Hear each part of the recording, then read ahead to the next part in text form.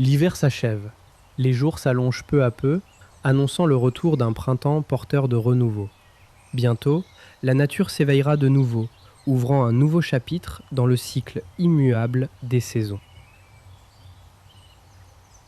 Au fil des semaines, les brocards perdent progressivement le velours qui recouvre leur bois, une fois totalement minéralisé.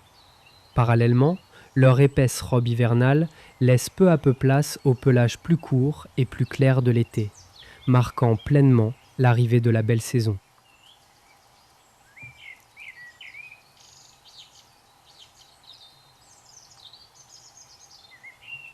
Alors que la saison de la chasse vient de s'achever, les méga-hardes de sangliers se dispersent progressivement. Les regroupements temporaires de l'hiver laissent place à des hardes plus restreintes, organisées autour de lais expérimentés. La hiérarchie, qui s'est affirmée au cours des mois précédents, contribue à la formation de ces nouveaux groupes familiaux appelés à évoluer.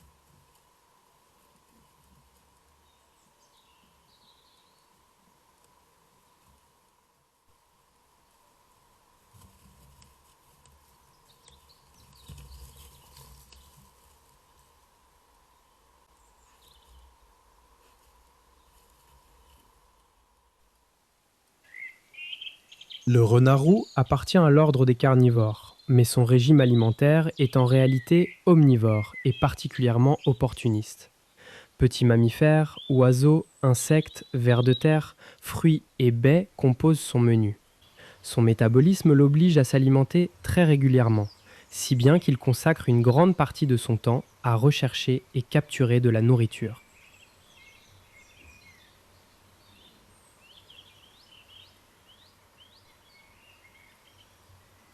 Durant l'hiver, les renards, habituellement solitaires, entrent dans leur période de reproduction. Les femelles signalent leur réceptivité par de petits cris caractéristiques et en déposant des marques olfactives qui guident les mâles jusqu'à elles. Une fois le couple formé, la femelle recherche un terrier dans lequel elle mettra bas et élèvera sa future portée au printemps.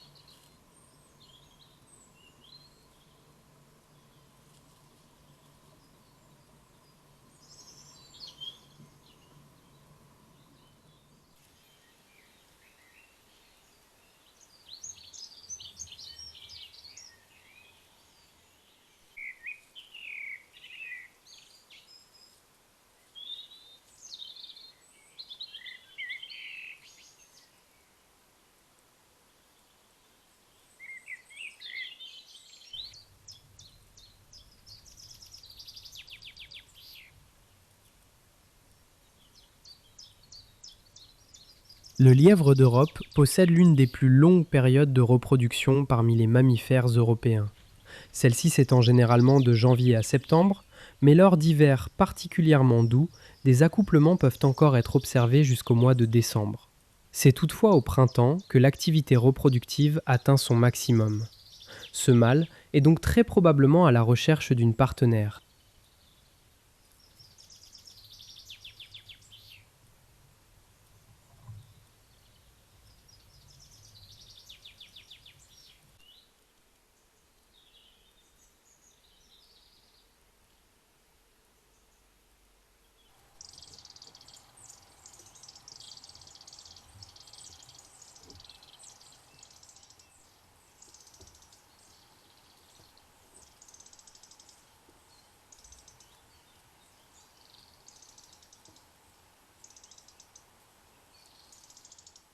L'image que l'on se fait le plus souvent de l'écureuil roux est celle d'un animal occupé à grignoter une pomme de pin. Pourtant, son régime alimentaire est bien plus varié qu'on ne l'imagine. Une étude a montré que jusqu'à 80% du contenu de ces crottes peut être constitué de spores de champignons, notamment d'espèces dont la fructification se développe sous terre. En consommant ces champignons, puis en dispersant leurs spores dans ces déjections, l'écureuil roux contribue activement à leur dissémination et joue ainsi un rôle important dans l'équilibre des écosystèmes forestiers.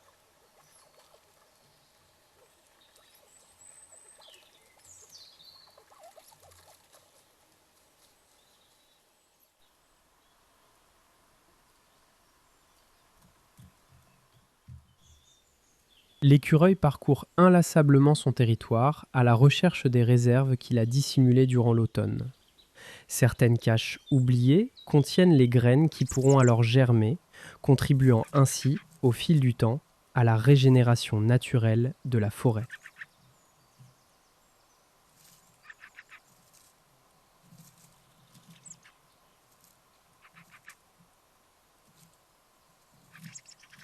L'écureuil roux prend grand soin de lui.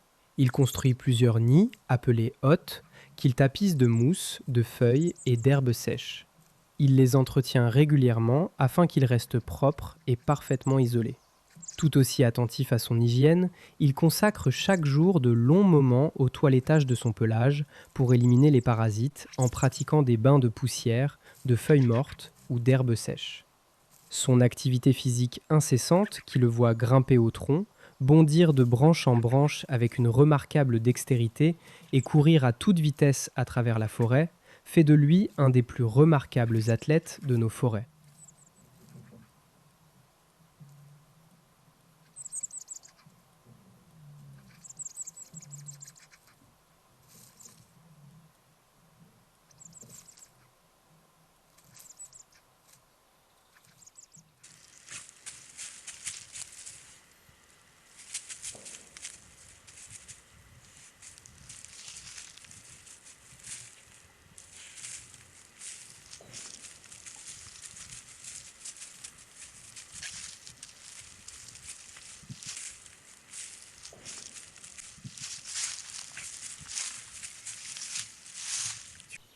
La reproduction du blaireau se déroule principalement entre janvier et mars, même si une femelle peut se montrer réceptive à d'autres périodes de l'année.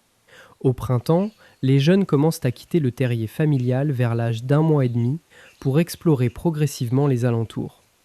Ils poursuivront leur croissance durant tout l'été et n'atteindront leur taille adulte qu'à l'automne.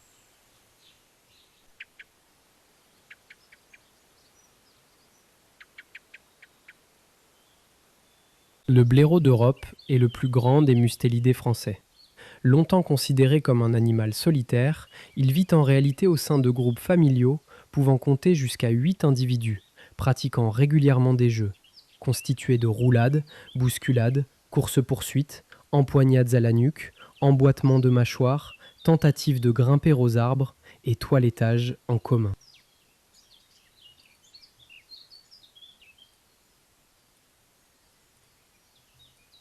Les blaireaux d'Europe ont une activité essentiellement nocturne. Il faut attendre la fin du printemps, lorsque les journées s'allongent, pour avoir une chance de les observer avant la tombée de la nuit. Le reste de l'année, ils ne quittent le terrier qu'au crépuscule pour partir en quête de nourriture et aller uriner et déféquer à l'extérieur de leur terrier. Pendant ce temps, les petits restent devant le terrier, à jouer, en attendant d'être nourris.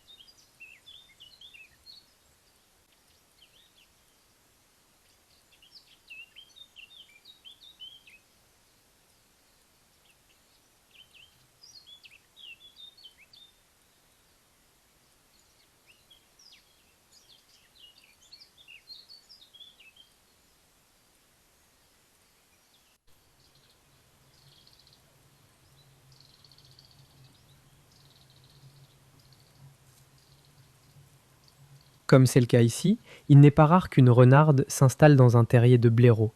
Les deux espèces peuvent alors cohabiter durant plusieurs semaines, occupant généralement des galeries distinctes. Les plus en surface pour la renarde et sa portée, les plus profondes pour les blaireaux.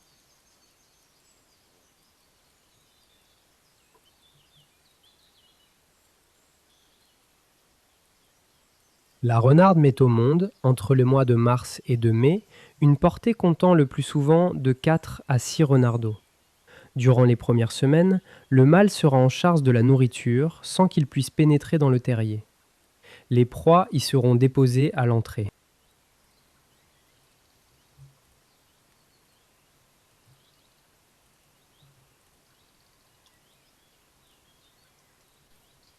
Durant les 3 premières semaines de leur vie, les renardeaux se nourriront presque exclusivement du lait maternel. Leur croissance sera particulièrement rapide. À partir de la 4e semaine, ils commenceront à consommer les proies rapportées par leurs parents, tout en multipliant les jeux et les explorations aux abords du terrier. C'est généralement au début de l'été, souvent au cours du mois de juillet, qu'ils abandonneront progressivement le terrier pour suivre les adultes dans leurs déplacements.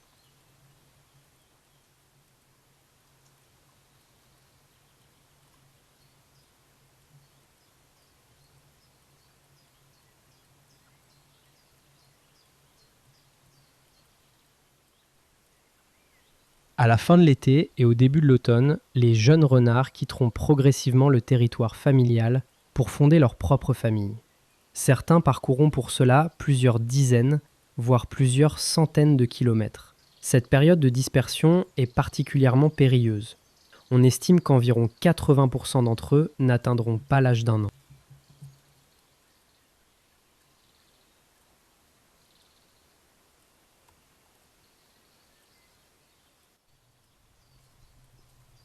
Voici un autre occupant inattendu du terrier des blaireaux, le tadorne de Belon. Cette espèce installe habituellement son nid dans un trou d'arbre, un terrier de lapin ou une cavité creusée dans un talus. Ici, le choix paraît bien plus audacieux.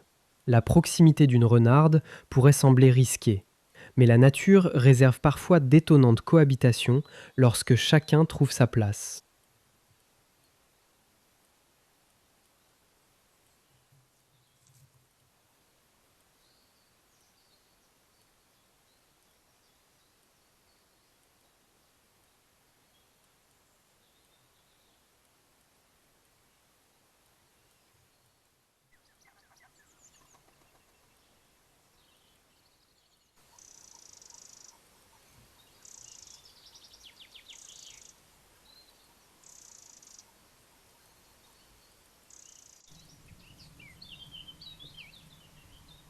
La martre des pins est un petit mustélidé arboricole essentiellement nocturne. Au cours de ses longues pérégrinations, elle parcourt de grandes distances à la recherche de nourriture. Son régime alimentaire est constitué principalement de petits rongeurs, mais elle ne dédaigne pas un écureuil, un jeune lapin ou un oiseau lorsqu'une occasion se présente. Tout au long de ses déplacements, elle marque régulièrement son territoire par des dépôts odorants d'urine et de sécrétions glandulaires, laissant à ses congénères de précieux messages olfactifs.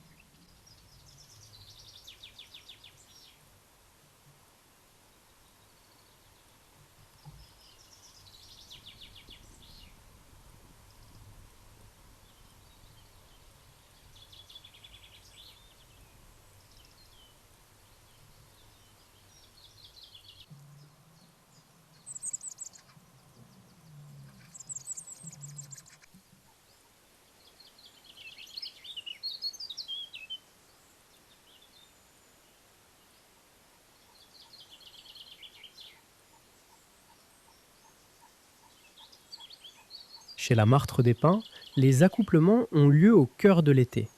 Comme chez le blaireau d'Europe, le développement de l'embryon est ensuite interrompu par un phénomène appelé diapause embryonnaire, ou implantation différée. L'œuf fécondé reste ainsi en dormance pendant près de 7 mois avant de s'implanter dans l'utérus. Ce mécanisme permet aux jeunes martres, de 1 à 5, de naître à la fin du mois de mars ou en avril, saison plus propice à leur développement.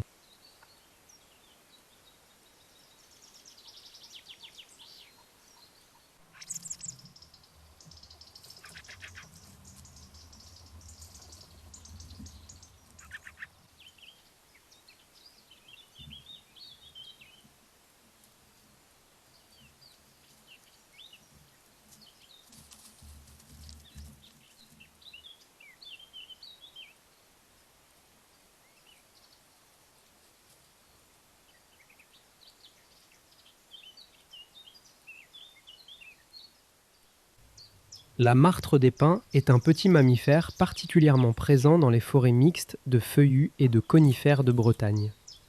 Parmi les mustélidés européens, elle est sans doute la plus étroitement liée au milieu arboricole. Agile grimpeuse, elle y évolue avec une remarquable aisance, au point que son mode de vie rappelle davantage celui de l'écureuil roux que celui de ses proches cousins mustélidés. Les écureuils figurent d'ailleurs parmi ses proies favorites, aux côtés des nombreux micro-mammifères qui peuplent la forêt.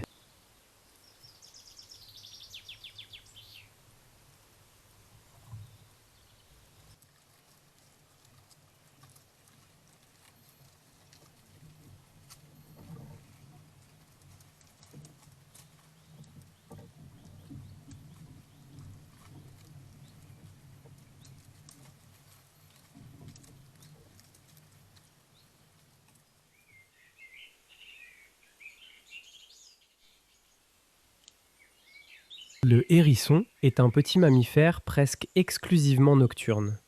Il lui arrive cependant de prolonger son activité jusqu'au petit matin, notamment après une violente tempête ou tout autre événement ayant perturbé sa quête de nourriture durant la nuit. Ces observations en plein jour demeurent néanmoins exceptionnelles.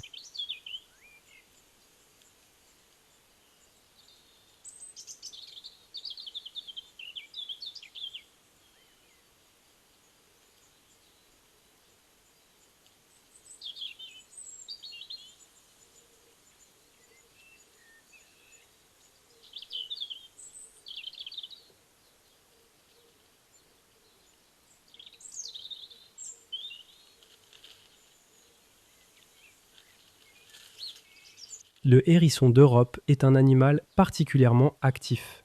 En dehors de sa période d'hibernation, il peut parcourir chaque nuit plusieurs kilomètres, parfois jusqu'à 5 à 8 kilomètres, à la recherche de nourriture. Son régime alimentaire se compose principalement d'insectes, de vers de terre, de limaces, d'escargots et d'autres petits invertébrés. Sa vue est relativement médiocre, mais elle est largement compensée par une ouïe très développée et un odorat remarquable, qui lui permettent de localiser ses proies jusque sous l'épaisse couche de feuilles mortes.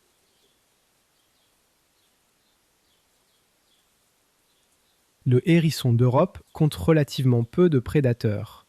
Ses piquants et sa capacité à se rouler en boule le protègent efficacement de la plupart des carnivores. Il présente également une résistance remarquable au venin des vipères, même s'il n'en est pas totalement immunisé. Par contre, il est la proie de nombreux parasites et vermines, du fait de son incapacité à se toiletter. Ces tiques, puces et acariens se retrouvent sur leur corps au printemps et en automne, et les larves en été.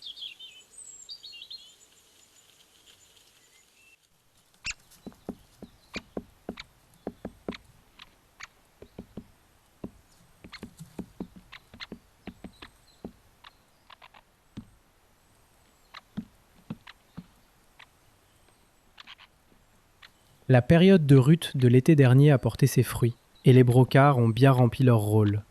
Après la fécondation, les chevrettes présentent, comme de nombreux animaux, un phénomène de diapause embryonnaire. L'embryon demeura en dormance pendant environ 4 mois avant de s'implanter dans l'utérus et de reprendre son développement. La gestation directe durant 5 mois, les faons ne verront ainsi le jour qu'au mois de mai ou de juin.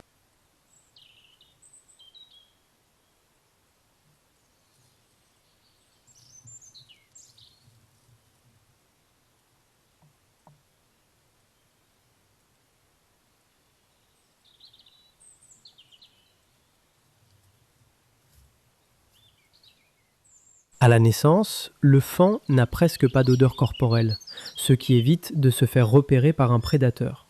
Il reste immobile, parfaitement dissimulé dans la végétation. Ne jamais déplacer un faon isolé. Il n'est pas perdu. Sa mère le retrouvera toujours. La chevrette reconnaît son faon, non seulement à son odeur, bien que celui-ci soit à peine perceptif, mais aussi à ses vocalisations. Cette communication sonore reste très discrète pour de ne pas attirer les prédateurs. Ces cris de contact deviennent des appels de détresse plus aigus et plus insistants en cas de danger. Sinon, elle ne reviendra l'allaiter que quelques minutes, plusieurs fois par jour, jusqu'à qu'il commence à la suivre au bout de 2 semaines.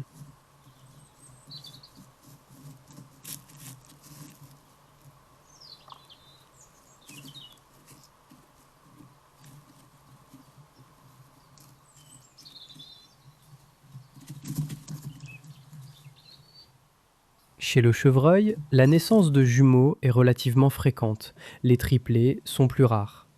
Petite précision, une femelle amaigrie par un hiver redoutable ne peut pas mettre de faon au monde.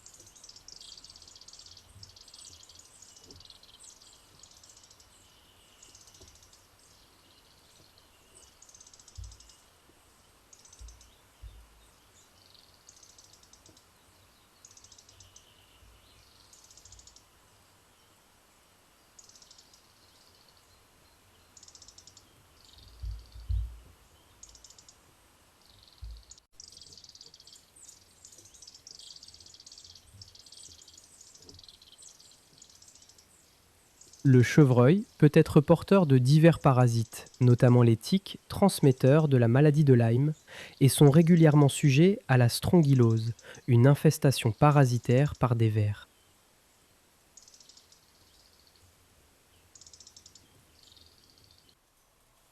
Hors période de chasse, le printemps est la saison des naissances chez le sanglier. Espèce grégaire à organisation matriarcale, il vit en hardes constituées principalement de lait et de leurs marcassins.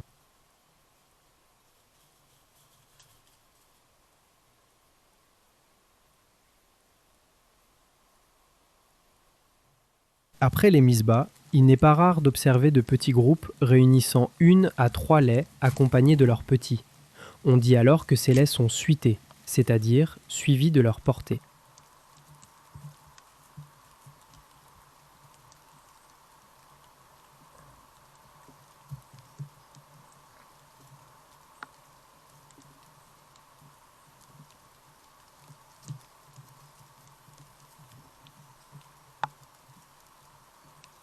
Fait remarquable chez cette espèce grégaire, plusieurs études et observations de terrain montrent que les sangliers peuvent manifester de véritables comportements altruistes d'entraide.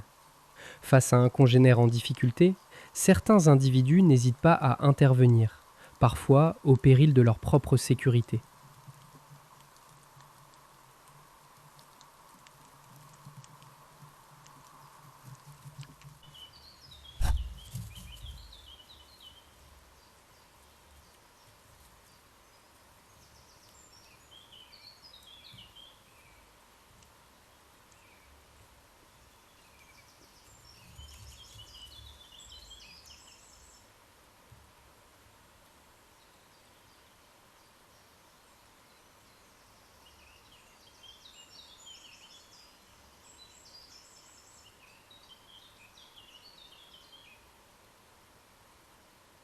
Très sollicité par la chasse, le sanglier se montre généralement discret et cherche avant tout à fuir toute présence humaine.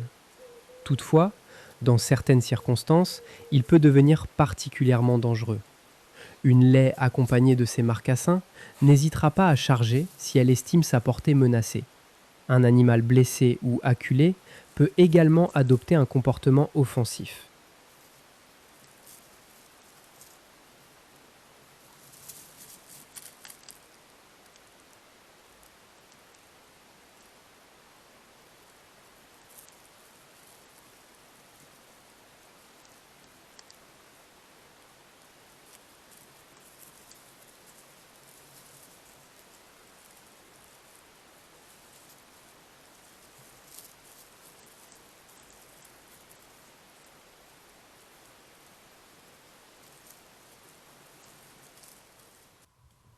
En résumé, le sanglier est un animal d'une remarquable capacité d'adaptation, mettant à profit son intelligence, son odorat exceptionnel et sa grande prudence pour échapper à l'homme. Parmi ses aptitudes les plus étonnantes figure également son excellente capacité à nager. Il peut parcourir de longues distances, aussi bien en rivière qu'en mer, et rejoindre sans difficulté des îles situées à plusieurs kilomètres des côtes.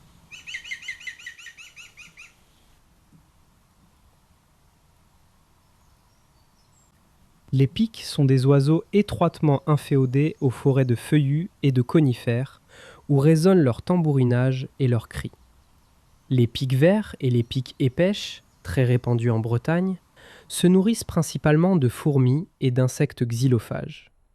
Quant au pic noir, la plus grande espèce de pic d'Europe, il poursuit depuis les années 60 son expansion vers les régions atlantiques, sans que les causes exactes de cette progression soient encore pleinement expliquées.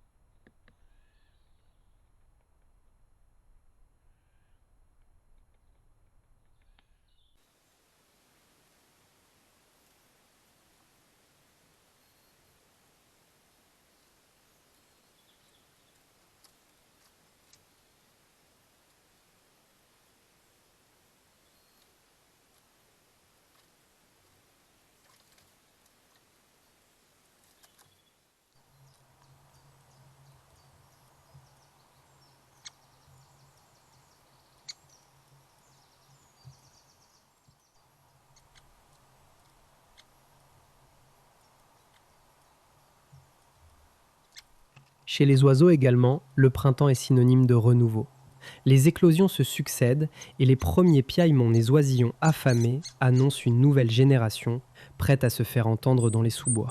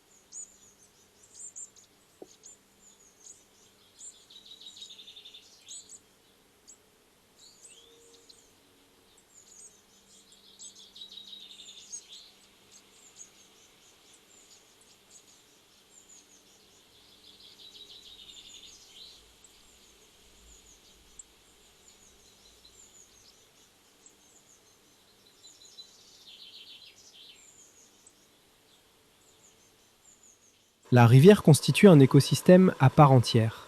Elle abrite une faune et une avifaune étroitement inféodées au milieu aquatique, dont chaque espèce occupe une place essentielle dans le fragile équilibre de cet environnement. Ce jeune héron cendré a repéré une lamprey marine revenue frayer sur son lieu de naissance. Mais il est encore novice en matière de chasse, et la proie semble au-delà de ses compétences.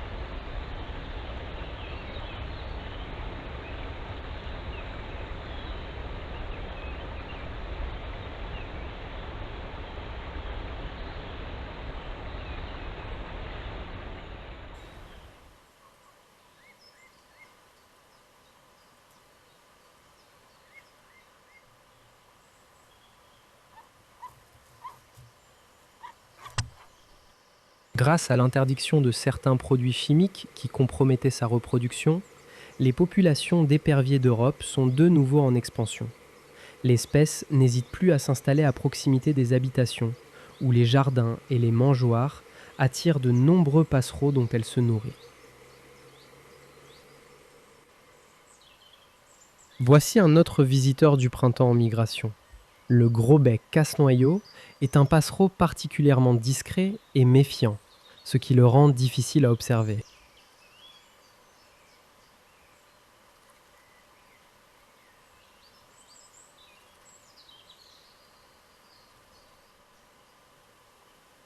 Le jet des chênes est un oiseau omnivore. Comme l'écureuil roux, il constitue des réserves de glands, de faine et autres graines qui dissimulent dans le sol ou sous la végétation en prévision de l'hiver. On dit qu'il thésaurise. Volontiers querelleur, il est aussi connu pour ses cris puissants et rauques qui résonnent dans les sous-bois.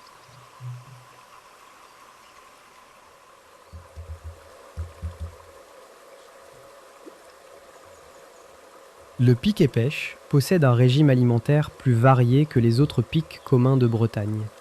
S'il apprécie les insectes xylophages, les fourmis et les araignées, il complète volontiers son alimentation, à la belle saison, avec des graines de conifères, des noisettes, des glands. Grâce à la puissance de son bec, il est capable d'ouvrir les coques les plus résistantes, qu'il coince souvent dans les fissures de l'écorce pour les briser plus facilement.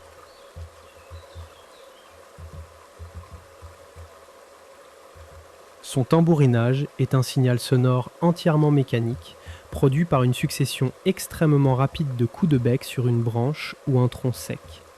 Utilisé pour marquer son territoire et attirer une partenaire, il peut être entendu jusqu'à près de 800 mètres de distance. Sinon, on dit qu'il picasse, pleupleute.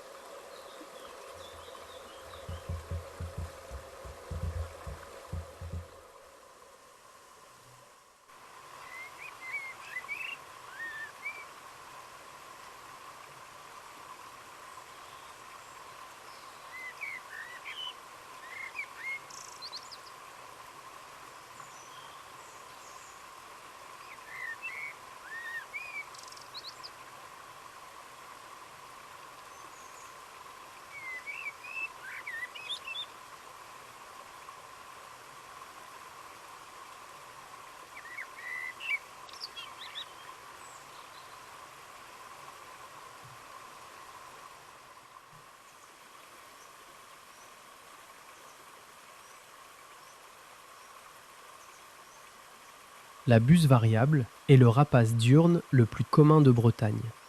Elle doit son nom à la grande diversité des teintes de son plumage, qui peuvent varier considérablement d'un individu à l'autre, du brun très foncé au presque blanc.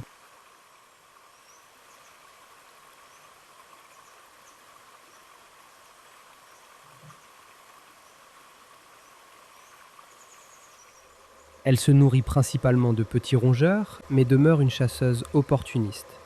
Tout animal à sa portée susceptible de lui apporter les protéines et les réserves de graisse dont elle a besoin peut devenir une proie. Oiseaux, reptiles, amphibiens ou petits mammifères. Généralement fidèle à son partenaire, elle ne s'en sépare le plus souvent qu'à la suite de sa disparition.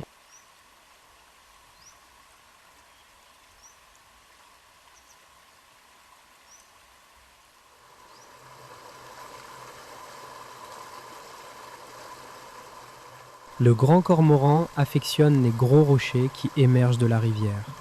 Après une séance de pêche, il s'y installe pour se reposer et déployer ses ailes afin de les faire sécher.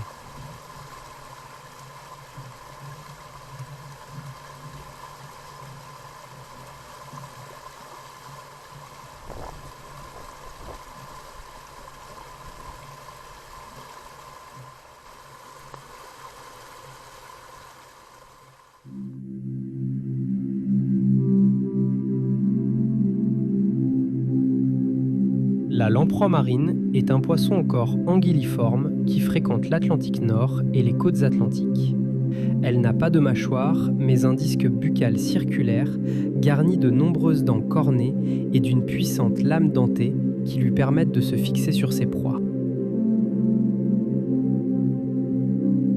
La lamproie marine passe une grande partie de son existence en mer, mais c'est une espèce anadrome qui, à l'image du saumon, remonte les fleuves et les rivières pour se reproduire en eau douce.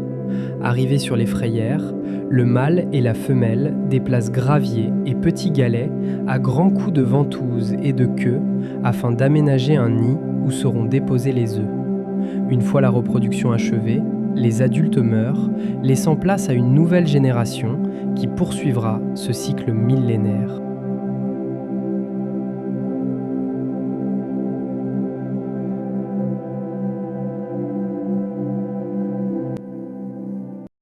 Il est sans doute plus agréable d'observer la faune de notre région évoluer en pleine lumière devant mes caméras. Pourtant, certaines espèces essentiellement nocturnes, tout comme des comportements rarement visibles de jour, ne se révèlent qu'au cœur de la nuit. Je vous invite maintenant à franchir ce seuil et à découvrir ce monde discret, mystérieux.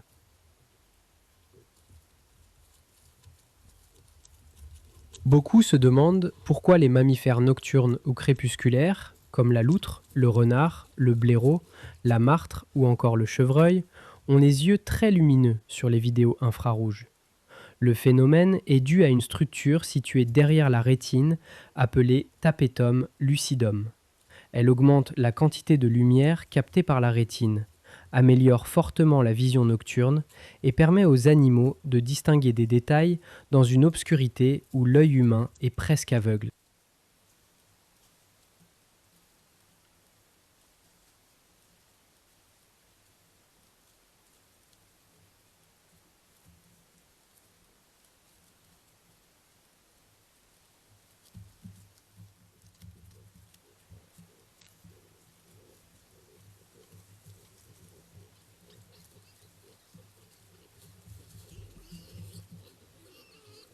D'après les séquences enregistrées par mes caméras, il semblerait que, lors des pauses consacrées à l'allaitement, chaque marcassin retrouve spontanément sa propre mère au sein du groupe.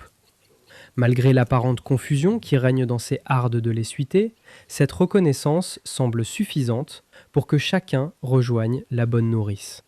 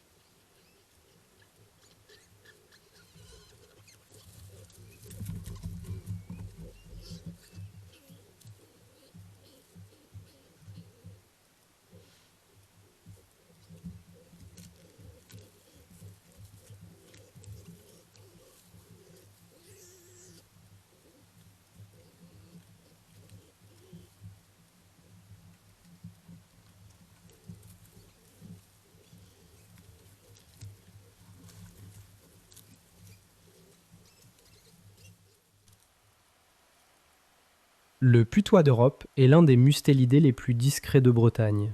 Essentiellement nocturne, il se laisse rarement observer. Les femelles reproductrices occupent généralement un domaine vital relativement stable, tandis que les mâles et les jeunes, en dispersion, parcourent des territoires beaucoup plus vastes. Cette importante mobilité, notamment chez les mâles, explique en partie pourquoi les rencontres avec cette espèce demeurent si rares.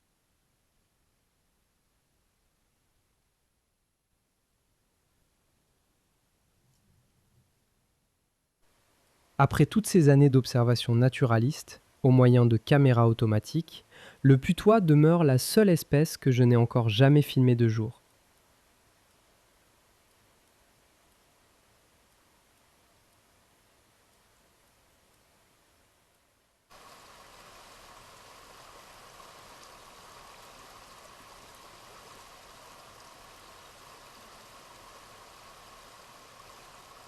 Les ragondins sont particulièrement abondants en Bretagne.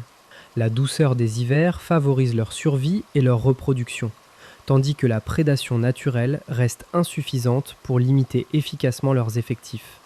A l'inverse, dans les régions soumises à des hivers rigoureux, comme l'Alsace, les fortes gelées peuvent provoquer de graves lésions de leur queue et de leurs pattes. Ces blessures entraînent parfois des infections pouvant leur être fatales. Afin de limiter l'expansion de cette espèce exotique envahissante et de réduire les dommages qu'elle occasionne aux berges et aux zones humides, le piégeage est largement pratiqué en Bretagne.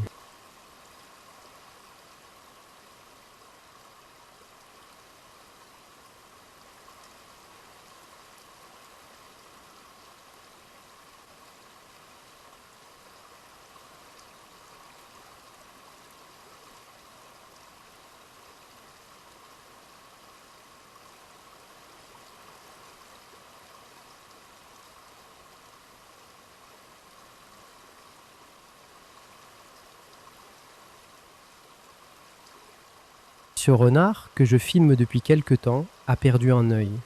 Cette blessure pourrait être la conséquence d'un affrontement avec un congénère, notamment durant la période de reproduction, ou d'une rencontre plus mouvementée avec un autre habitant des berges partageant le même territoire. J'ai observé à de nombreuses reprises ce comportement chez le renard, de longs frottements contre un tronc, une souche ou directement sur le sol. La raison précise de cette attitude reste difficile à établir. S'agit-il d'un marquage olfactif, de l'appropriation d'une odeur particulière ou simplement d'un comportement lié au bien-être? Le mystère demeure. J'ai notamment filmé un individu qui revenait nuit après nuit se frotter inlassablement sur la même souche.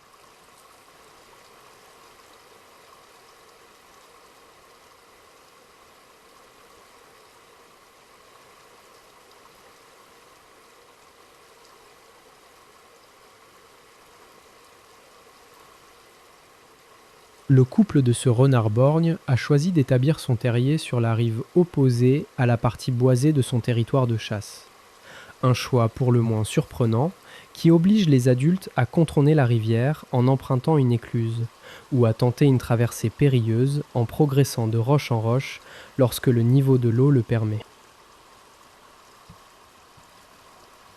Malheureusement pour ce couple de renards, le secteur qu'il leur faut traverser correspond précisément au territoire des loutres. C'est ici qu'elles viennent chasser, marquer leur domaine et se prélasser sur les berges et les rochers moussus. Une telle proximité rendait la confrontation presque inévitable.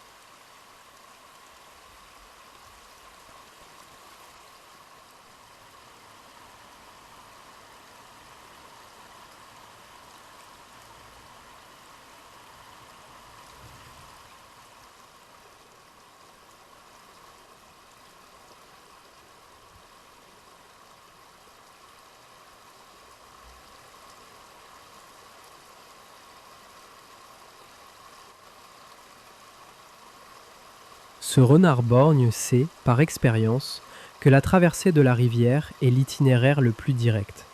Pourtant, après plusieurs bains forcés lors de précédents passages, il marque presque toujours un temps d'hésitation avant de s'engager.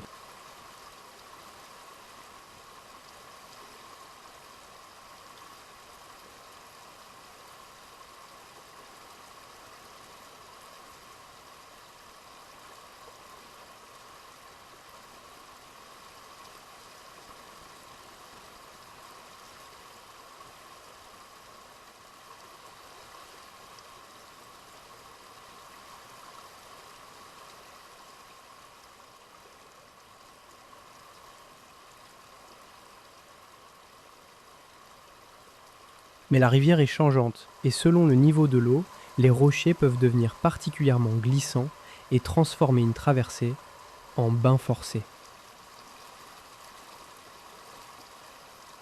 Les loutres d'Europe sont les animaux territoriaux et le plus souvent solitaires. Toutefois, sur les vastes secteurs qu'elles fréquentent, il leur arrive de se retrouver sur un même rocher, où elles se livrent à des jeux, à des interactions sociales et à de longues séances de séchage et de toilettage de leur fourrure, profitant des tapis de mousse qui recouvrent la roche.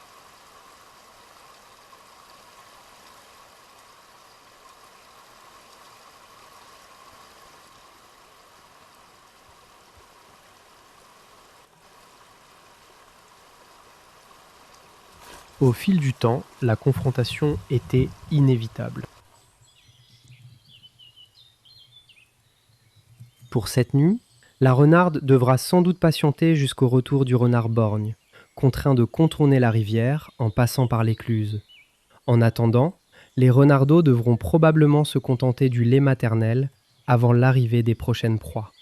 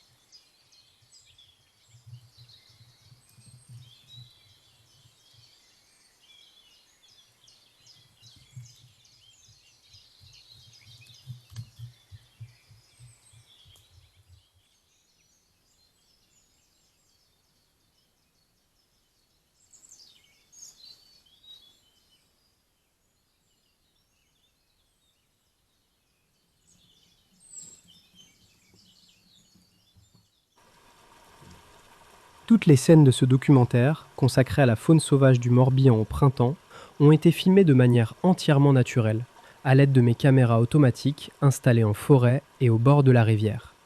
Au fil des séquences, vous pourrez constater qu'aucun animal ne semble avoir été perturbé par leur présence. Les séquences consacrées aux lamproies marines ont, quant à elles, été filmées par mes soins, à l'aide d'un Olympus TG3,